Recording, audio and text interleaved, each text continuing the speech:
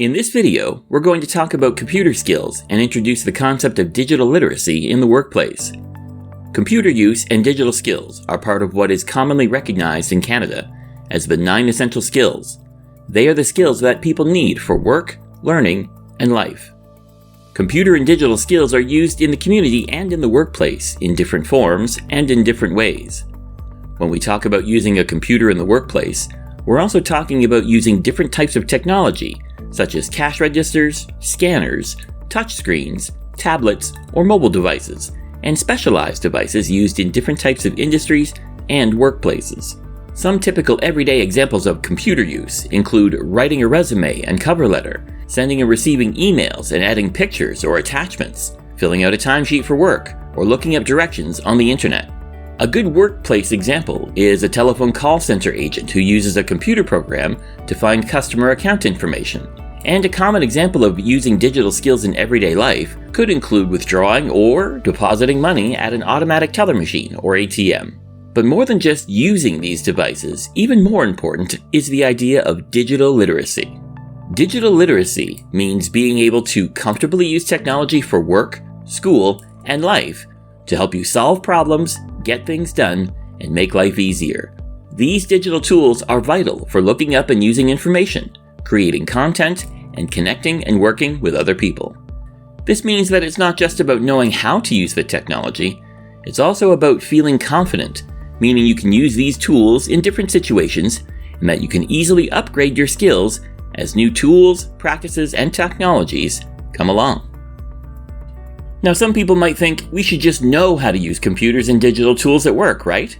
After all, more of our personal lives are lived online and on social media. We can be connected all the time, and many adults spend hours on mobile devices.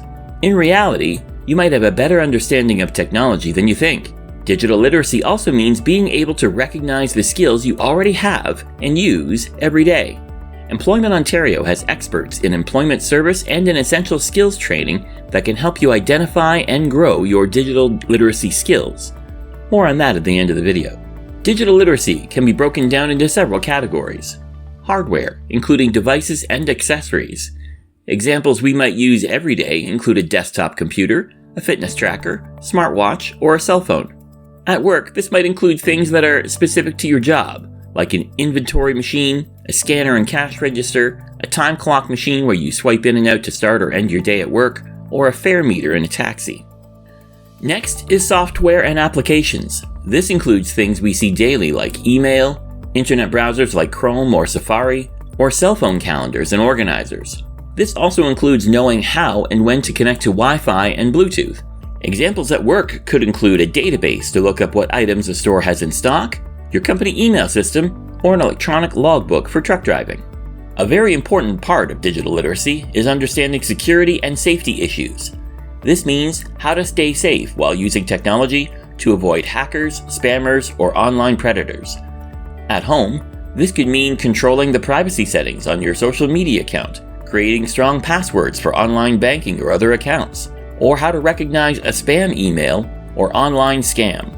At work, this might mean how to decide what downloaded files are safe to open on your computer, how to keep a customer's credit card number private, or how to store shared passwords.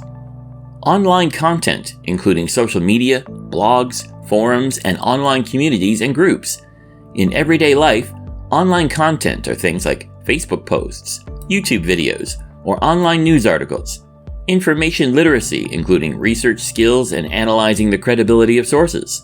This could mean how to figure out if a news story about a celebrity is true, or identifying ads for online super sales as real or scams. At work, online content could be a company website, digital advertisements, or even employee training videos. It can feel like there's a lot that you could potentially learn, and you might be then thinking, how is it possible for anybody to learn all this stuff? Well, the answer is, we can't. It would be nearly impossible for someone to know everything there is to know about digital literacy. But we can learn the skills to problem solve and use some of our everyday knowledge to help us succeed in using new technologies. An example might be a sign-in program at work to log in your cash register. You might have never seen it before, but it might have parts that look like your email or Facebook login. Much of digital literacy is about using the skills you've learned from one place and feeling confident enough to use them in others.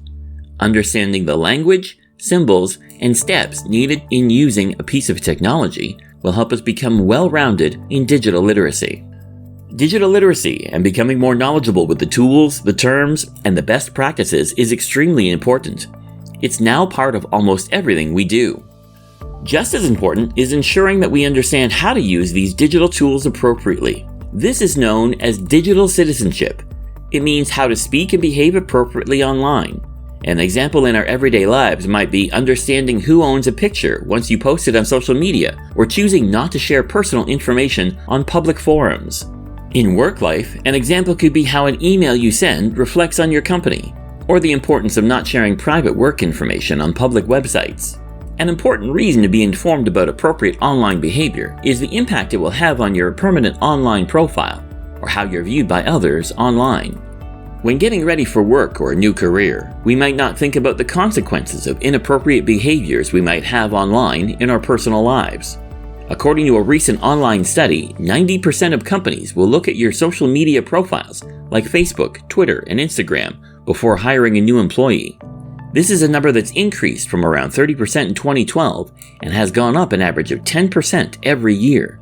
Over half of managers have decided to pass on a candidate because of content they found online. So what are these employers finding that would cause them not to hire a candidate? Well, according to the same study, some of the most common reasons include posting inappropriate photographs or information, bad-mouthing others like saying negative things online about your last employer, posting about drugs or alcohol, people who show poor communication skills, like getting into online arguments or using poor grammar and spelling, or even having unprofessional screen names. Have you ever Googled yourself? Many are shocked at what they find. They are often in disbelief that their Instagram account, Facebook account, or pictures of themselves would be available for anyone to see. And although the solution might seem to be to delete those things that were negative, it isn't always that easy, as there are a lot of things that you cannot remove from your online presence. More and more job seekers are branding themselves when they're online. Their collective online behaviors and the content they put online is known as their digital footprint, and it's increasingly important. 33% of hiring managers reported that they found things online that made them more likely to hire a candidate, and those numbers are also continuing to rise. They said factors such as a personality that would fit well with the company's culture, displaying a professional image, having a wide range of interests, being creative, and processing good communication skills were some of the things they were looking for. Fabricators are now using social media platforms like Instagram to display past work that they've done. Future employers often look at these online portfolios to help determine if a tradesperson has the skills and abilities they need. A candidate that shows up in an online search as a volunteer in their community might be appealing because it shows teamwork and motivation. Someone who has a well-locked-down personal profile on social media might be appealing because it shows they understand how to use these online settings. Employment services can help you identify the digital skills that are in demand. These can also help you with your online job hunt, making your resume and online portfolio more dynamic, and help you identify areas where you might need further training. LBS Essential Skills help you identify where your strengths lay, how you adapt to changing technologies, and how to grow your digital literacy skills to be competitive for work and education.